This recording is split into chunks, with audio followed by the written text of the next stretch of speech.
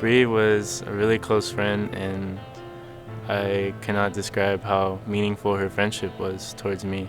She definitely had this spirit of, I want to explore, I want to experience, but I think that she had that sense of adventure that some kids have, but they won't let it out. Just one that always had it together. One of those kids that really just makes everything more fun, brighter. Brianna is very popular and very loved on this campus, and that was obvious during that week after her passing. I don't think anybody would have thought that she was gonna pass away that night or anything bad.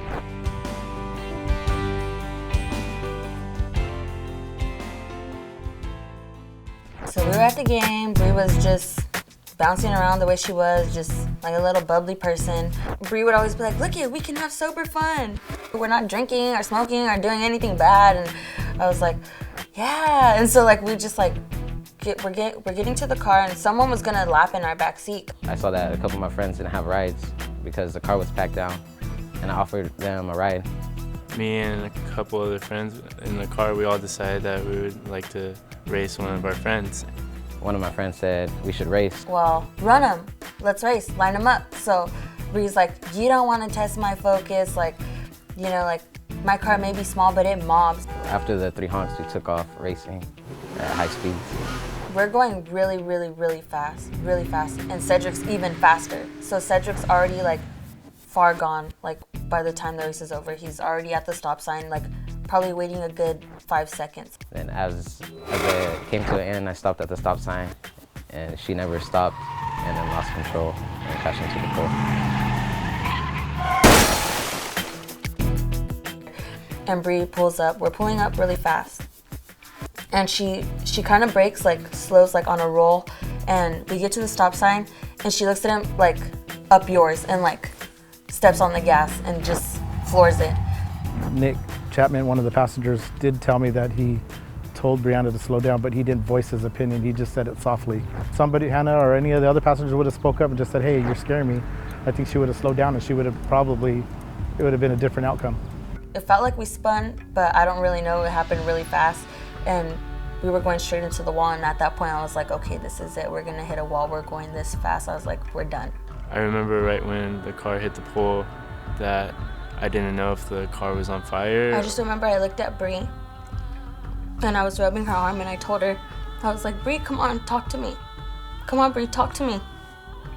And she wouldn't move, and everybody else was fine. Like, everybody was okay, and like, I was like, okay, it has to be bad. Like, she's not moving, she's not talking. So I picked up her face, and she was just like bleeding, and it was like, okay, like what's going on? And I can't deal with blood, so I fainted. I pulled up to the car and just sat there in shock. One friend was right behind me, and then the other person in the other car, he came out and he tried to help everyone else out. After I first saw it happen, I was just in shock. I started being a little bit shaky. Daniel was running from Cedric's car, and he told Cedric, go get help. After the crash, my friends in the car told me to leave. When I arrived, there were two people trapped in a vehicle. The single vehicle was into a pole. Bree's still not talking, and at that point, I freaked out. I started screaming from the top of my lungs, like, no, like, come on, Bree, like, talk to me. Well, when I saw Brianna's condition that night, she had a pulse, she was breathing. She looked like she was unconscious, but her eyes were open. First thing I thought it was my kids. As soon as I heard them saying that they were airlifting her, I started screaming, and I told them that, like, is she gonna be okay? Because I knew it was bad. Like, she's leaving in a helicopter to another hospital. Like, what's going on? As soon as they opened the doors, I heard my mom and my dad, and they were like, Hannah, are you okay? And I was like, I'm fine. Like, I couldn't really talk, and I just remember my mom had asked me, and she was like, is Bree okay? And at that moment, I was just like, no, like, she's not okay. Like, I just knew. They had too many passengers. They had, speed was a factor. They were playing around, playing the music loud, having a good time, and they just lost control of the vehicle. They couldn't control it. But I think all of us could have said like, hey, like turn the music down, like, hey, like let's go home, like no, like don't do that, like what if something happens? But still you think it's not gonna happen to you because everybody just thinks something like that would never happen to me. But things like that do happen. It is difficult. I mean, because these are friends of my kids, and so you put yourself in that position with the parents. What are they going through? How do you explain to them that your daughter or your son is not coming home no more? After I got home, I went up to my room and just lay there staring at the wall. And then the next morning I woke up, I went to my brother's room and told him about what happened. And then eventually we went and told my dad. And the thing about it is that no parent would ever figure if something like that would happen to them, to their child. My dad was just in shock because he wouldn't think I'd do something like that.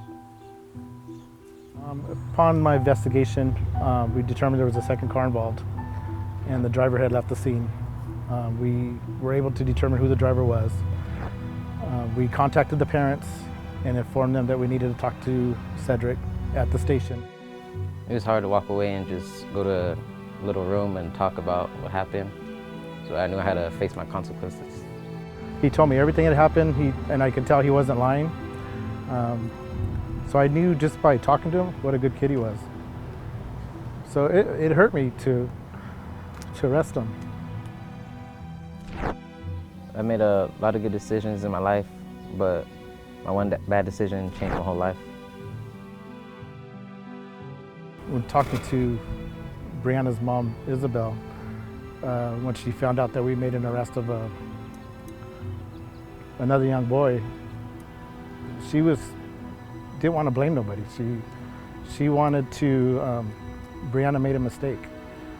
She was driving too fast, so she understood that, and she didn't want to put blame on anybody else. And she didn't want another young boy or another young life to be ruined because of some mistakes that they made. I never thought that my junior year I'd had to be facing 2 felony charges of vehicle manslaughter and hit and run, and being arrested, having to go to court.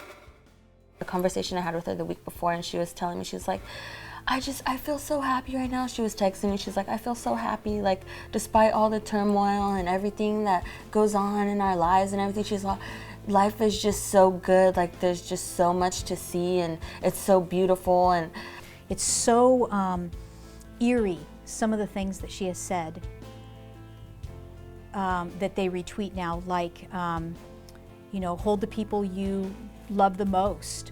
I have a picture of her on my desk, and you know, it's a nice reminder of the life that was in her.